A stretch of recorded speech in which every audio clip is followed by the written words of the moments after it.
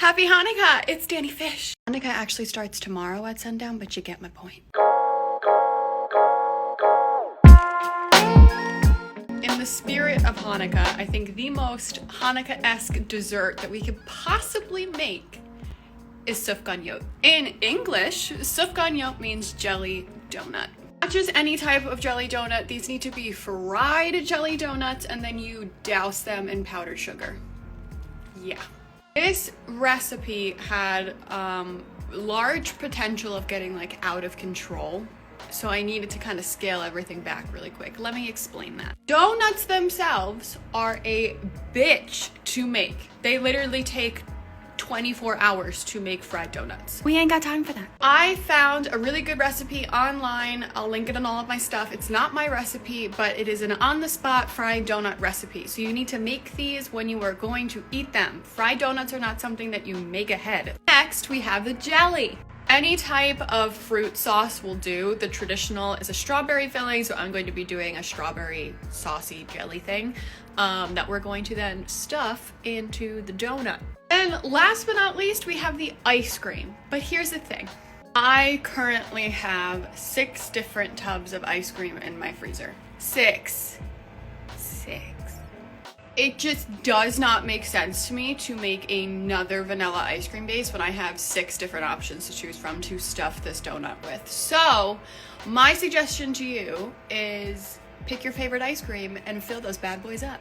It's like the first video that I'm making that you will not actually see me make physical ice cream. This video is also a little different because you're gonna hear me talk you through how to do all this. So keep your sound on. Listen to my voice. With that said, Sufganiyot, jelly donuts, stuffed with ice cream and jelly, starting now. Let's start by making our jelly jam or jelly sauce, whatever you want to call it. I'm using frozen whole strawberries because that's honestly what they had. You could use fresh, you could use sliced, whatever you want to do. 1/3 cup of sugar and about 1 tablespoon of lemon juice, which is about half a lemon. And then you're going to get your thickener ready. I just decided to use gelatin this time. You could absolutely use cornstarch, whatever you got, whatever works. Squish down your strawberries as soon as they start to get nice and tender and cook it until it starts to get a little thick. Add your thickener in and then cook it until it gets a little bit thicker. I personally didn't want chunky sauce, so I ended up blending it afterwards and then straining it through our tiny baby strainer. Once you strain everything through, you can just throw it in the fridge, and as it cools, it'll start to get thicker. Next, we're making our donuts. We're gonna start with 1 cup of milk and a single egg, and you're just gonna whisk those bad boys together so that everybody's friendly. And then you're just gonna throw them to the side while we get our dry ingredients ready. Now, if you're smarter than I am, you'll use a larger bowl than I did, but you're gonna put 2 cups of flour and 2 tablespoons of sugar with 4.5 teaspoons of baking powder and a teaspoon of salt, and you're just gonna mix everybody together lightly, nothing crazy, just so you know it's mixed essentially. And then you're going to add your wet ingredients right into your dry ingredients. This is the part where you need a larger bowl. And then as that starts to get incorporated, doesn't have to be mixed completely, you're going to add about 1/4 cup of melted unsalted butter. And then mix that until it starts to look like a nice dough. Nothing too crazy, nothing too strenuous. Pretty simple.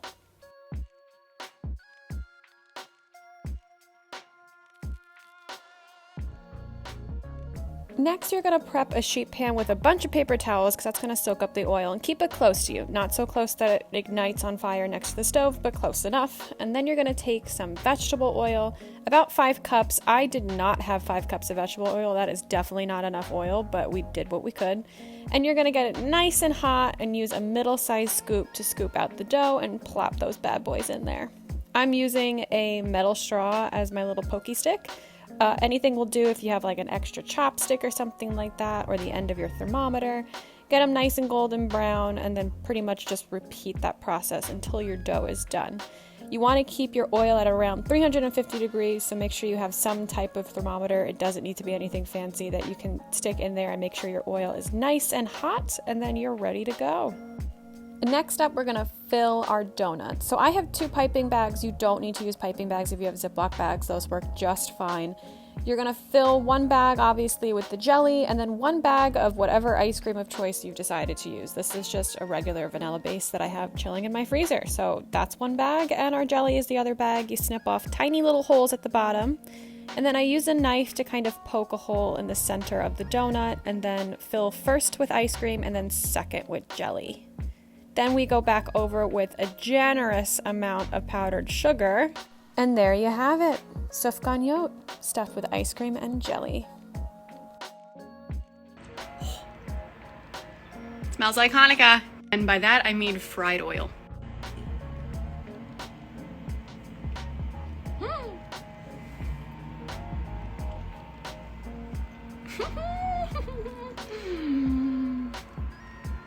Wow.